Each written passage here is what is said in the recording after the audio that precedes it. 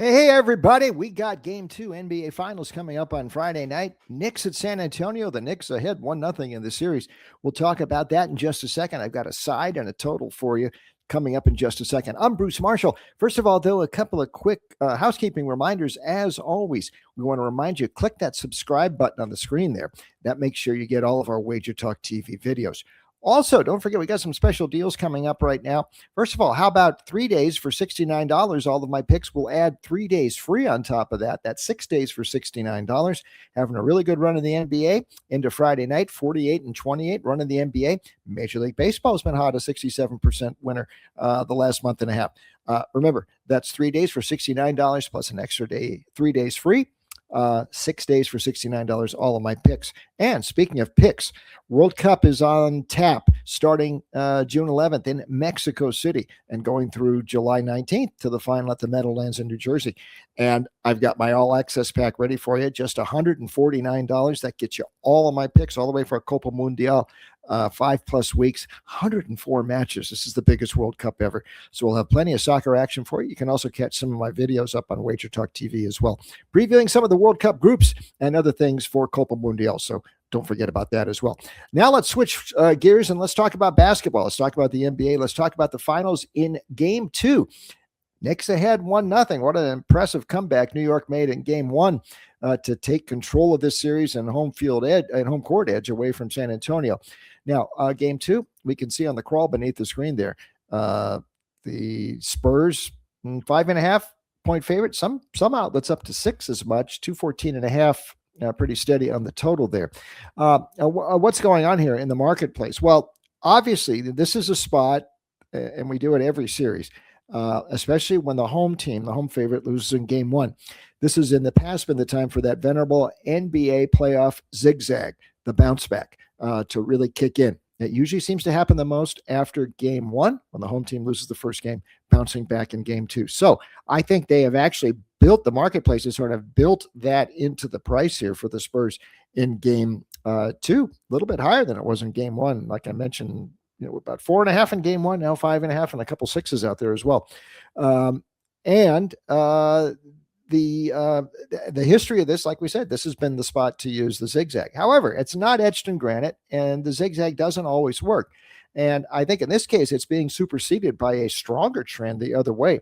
How can you be stronger than 12 straight wins on the side, on the part of the Knicks? Scoring margin plus 292. That's incredible. They've set an NBA mark for scoring margin over that span of time in a win streak. They've only had one spread loss in that streak of 12 straight wins. That was game 2 of the Sixers series. For the most part, they've been dominating opposition. Another double-digit win on Monday night. So the marketplace, though, reacting more to the zigzag, I think, than the Knicks and their hot streak. I would suggest maybe that's the wrong way to adjust the number here. The Knicks, maybe that's the trend we have to look at more. What's happening on the court here? Just what we thought. Well, now we did like the Knicks in game 1. Full disclosure, like the over as well. That didn't work, but the side for the Knicks certainly did. And we predicted the Knicks to win this series at various outlets out there in print and in radio and such. The Knicks, the fundamentals work for New York here, mainly because of that 5-out offense and the ability of Karl Anthony Towns. He's turning into a very, very important guy for the Knicks in the playoffs here. And that neutralizes Wemby. When you spread 5 guys out in the perimeter, you draw Wemby away from the basket. He spent a lot of time on Cat in game 1 on Wednesday night. And Cat blew by him a couple times on the way to the hoop. It just took Wemby out of where he can dominate the game defensively. That's shrewd stuff by Mike Brown, and we thought that 5-out would be a problem for San Antonio to cope with. As far as Cat goes, we got to go back to the Atlanta series and credit Mike Brown. We've talked about this before, but when they were down 2-1 to the Hawks, he made a subtle adjustment tactically there to run the offense some of the time through Cat and not always through Jalen Brunson. That served a couple of purposes. One, it caught the Hawks off balance, and that series turned around completely.